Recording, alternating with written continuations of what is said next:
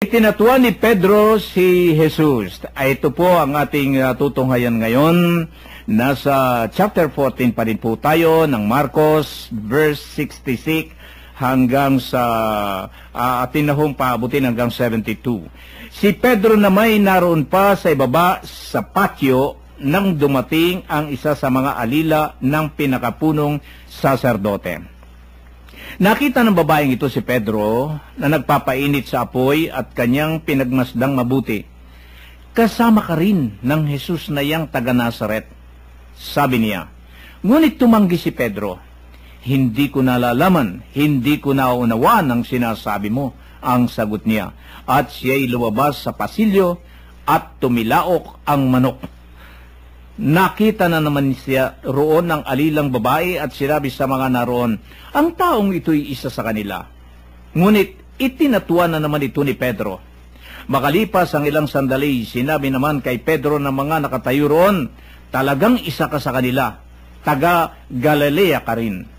Sumpain man ako ng langit, talagang hindi ko nakikilala ang taong iyan. Sagot ni Pedro. Siya namang pagtilaok uli ng manok. Naalaala ni Pedro ang sinabi sa kanya ni Jesus. Bago tumilaok ng makalawa ang manok, ay maikatlo mo akong itatatwa at siya'y nanangis. Kuya Bert, palasak po ito Itong pagkahoy yung mga mahal na araw na yung ating ginugunita na ang pagpapako sa Panginoong Hesus, palasak po ito. Itong pagtatatwa ito ni Pedro. Sa panahon ho natin ngayon, yung palang tao na hindi, gaya nga ng sinabi ninyo, hindi siya talagang nasa katotohanan, dumarating yung punto na pagka yung siya nagigipit na, ay itinatatwa pa rin yung mga inaakala niyang siya nasa katuwiran, pero itinatatwa pa rin niya. Yung bang nagsisinungaling pa rin. Dahil kasi gusto niya, mailibre yung kanyang sarili. Ay, bigyan nga ho ninyo kami ng magandang larawan tungkol ho dito sa... Alam mo, Kuya Min, katulad nga nung naipaliwanag ko kanina, no? Kuminsan kasi ang tao, katulad ng sinabi mo din ngayon, na kapag nahuhuli na no? Ayaw niyang makasama sa pagdurusa yung pinagtatanggol niya. Na? Ganun talaga So, magsisinungaling siya. Na? Kaya nga, marami din nangyayari ngayon Hindi mo mahuli dahil sanay sila, lalo na yung mga tapos ng abogado. No? Naku, bihira mong mahuli yan. Hindi mo mahuhuling buhay yan. Na? So, sa mga pangyayaring ito, Kuya, ganyan din si Pedro. Pero, mayroon siyang magandang ginawa rito. Pagkatapos na naalala niya ang sinabi ng Panginoon, na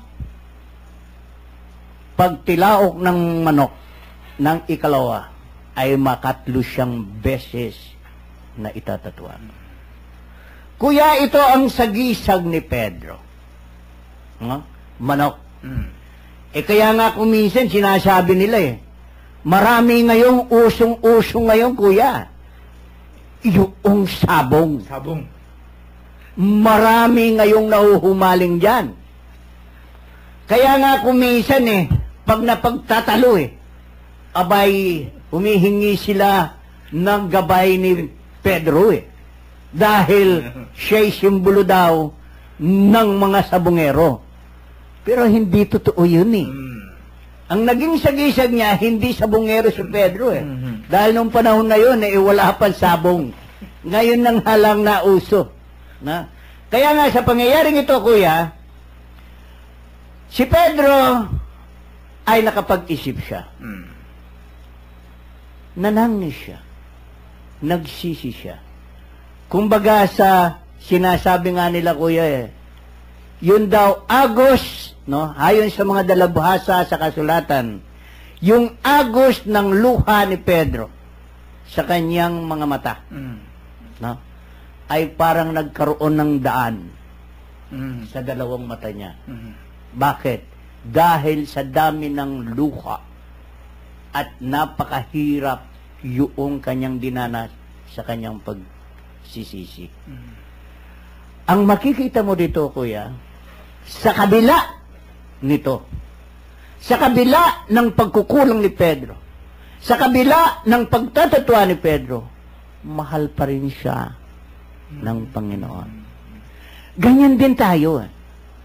Sana makapag-isip ang mga taong ito. Lalo't yung yumuyurak sa katotohanan. Yung nagdidepende sa kasinungalingan. Sana makaisip din sila. Paisipan din sila ng Panginoon. Hipuin sila ng Diyos upang tumayo sila at makapagsisi at maidepende ang Panginoon. Ito dapat ang mangyari sa bawat isa sa atin, kuya. Marami sa atin kung minsan dumarating sa pangyayaring ito. Nung nagkakaroon tayo ng pagkakasala sa Diyos, pero wag nating kalilimutan na pagsisihan natin bago tayo matulog sa gabi yung ating mga nagawang pagkukulang at pagkakasala sa Diyos. Tinitiyak po namin sa inyo mga ginigili naming tagapaginig. Patatawarin tayo ng Diyos kung katulad ni Pedro na siya ay nagsisisi. Pero kung ang pagsisisi natin ay hindi tao sa ating puso, dinadaya natin ating sarili at hindi kailanman natin madadaya ang Panginoon. Kuya Bert, si Pedro isa pa rin sa nakikita kong magandang katangian niya rito Sa 12 alagad o 11 alagad, nung ito'y hulihin at iharap sa Sanhedrin, sumubaybay siya. Sinubaybayan niya ang ating Panginoon. Hindi niya inisip yung mangyayari sa kanya na parang minomonitor niya kung ano ba ang ginagawa sa kanyang Panginoon. Sa panahon ngayon na ang mga tao'y merong ding Pedrong ganito at merong mga naninilbihan sila, nakikita rin ba natin itong mga ugali ni Pedrong ito na hanggang sa huling sandali kasama rin sila? Marami, kuya. Halimbawa, no? Katulad ng nagdepende. Nang nagdepende ng NBN bill. No? Oo, ngayon medyo nawawala Pero mahal siya ng tao. Mahal siya ng tao. Kasi naisip niya yung kung hindi siya magsasalita ng katotohanan makakaapekto sa kanyang buhay. Kaya nga ngayon kahit na maraming lumalaban pinagdidepende siya ng tao. Mabango siya. Ganon din ng Diyos. Hindi tayo pababayaan ng Diyos. Lalo't kung ipinagdidepende natin ang katotohanan. Kung ang lahat ng tao ay hindi natin kasama, pero wag nating kalilimutan, mayroong Diyos na lagi nating kasama. Amen.